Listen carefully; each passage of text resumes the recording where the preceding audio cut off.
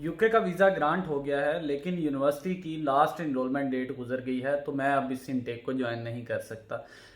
तो क्या मैं इसी वीज़ा पे नेक्स्ट ट्रेवल कर सकता हूँ नेक्स्ट इनटेक के लिए?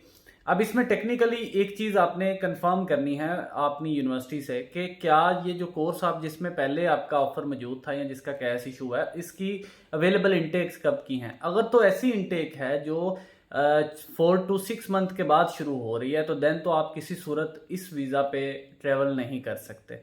कुछ इस तरह से केसेस सामने आए हैं जिसमें यूनिवर्सिटी की इनटेक्स जो हैं वो हर 1 या 2 महीने के बाद स्टार्ट हो रही हैं। इसकी एग्जांपल आपको देता हूं कि बीपीपी यूनिवर्सिटी की जो स्ट्रीम्स हैं या इसकी इनटेक्स हैं, जैसे अभी सितंबर गुजरी है तो उनकी कुछ की अक्टूबर भी है, इवन नवंबर में भी है और इवन दिसंबर भी है।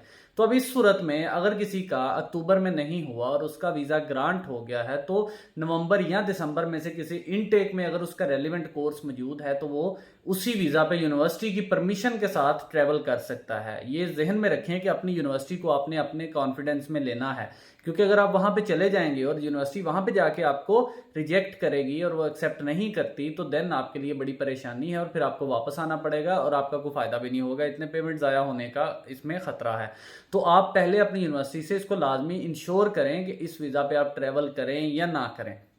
अगर यूनिवर्सिटी ये कहती है कि हमने ये कैश विड्रॉ कर लिया और इसकी बेस पे आपका जो वीज़ा ग्रांट हुआ है वो अब आपका इफेक्टिव नहीं है, या अगर आप ट्रैवल करके आएंगे भी तो हम आपको एक्सेप्ट नहीं करेंगे, तो फिर उस वीज़ा पे ट्रैवल नहीं करना। तो ये सिर्फ अपनी यूनिवर्सिटी से कंफर्म कर लें। अगर किसी का इस वजह से वीज़ा जो है वो आ गया और वो ट्रैवल इस वजह से नहीं कर पा रहा कि उसकी यूनिवर्सिटी की लास्ट इनरोलमेंट डेट गुजर गई है, तो वो अपनी यूनिवर्सिटी से इसके बारे में एडवाइस ले। अपनी यूनिवर्सिटी की मर्जी के बगैर कुछ ना किया करें। कुछ स्टूडेंट्स ने मुझे मैसेज किए थे कि हम ट्रैवल कर जाते हैं, जाके यूनिवर्सिटी को कहेंगे कि जी अब तो हम आ गए हैं, अब हमारा कुछ करें। ऐसा नहीं है। काफ़ी सारे इस तरह के केसेस रिपोर्ट भी हुए थे और उसमें फिर यूनिवर्सिटी ने उनको वापस भेजा। उनको कहा आपका ये वीज़ा तो हमने कैंसिलेशन के लिए लिखा हुआ है, यानी कि आपका जो वीज़ा है वो आपके कैश पे डिपेंड कर रहा होता है। अगर आपका कैश ही उसमें से विड्रॉ हो गया या उन्होंने यूकेवीआई को रिपोर्ट कर दिया है, तो देन आपका वो वीज़ा भी कैंसिलेशन की तरफ ही आएगा, तो उस वीज़ा का कोई फ़ायदा नहीं है।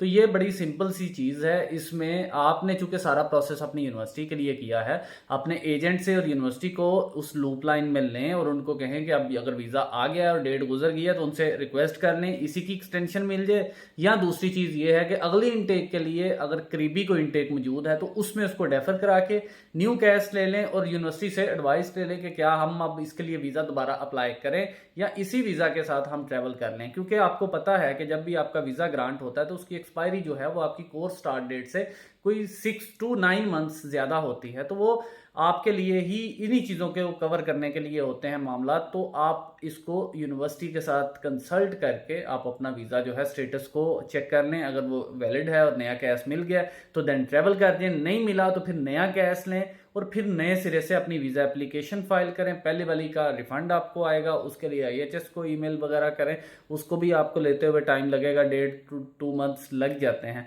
तो वो वापस आए, फिर अपना वीज़ा फाइल करें और अपनी फिर बाकी सारी चीज़ें उसी तरह से रिक्वायरमेंट पूरी करनी है जैसे आपने पहले वीज़ा के लिए की थी, और देन फिर आपका वीज़ा ग्रांट होगा और आप मूव ऑन होंगे। तो ये क्वेश्चन काफ़ी दिनों से पूछ रहे थे स्टूडेंट, तो इसको इस लिहाज से आपने मैनेज करना है।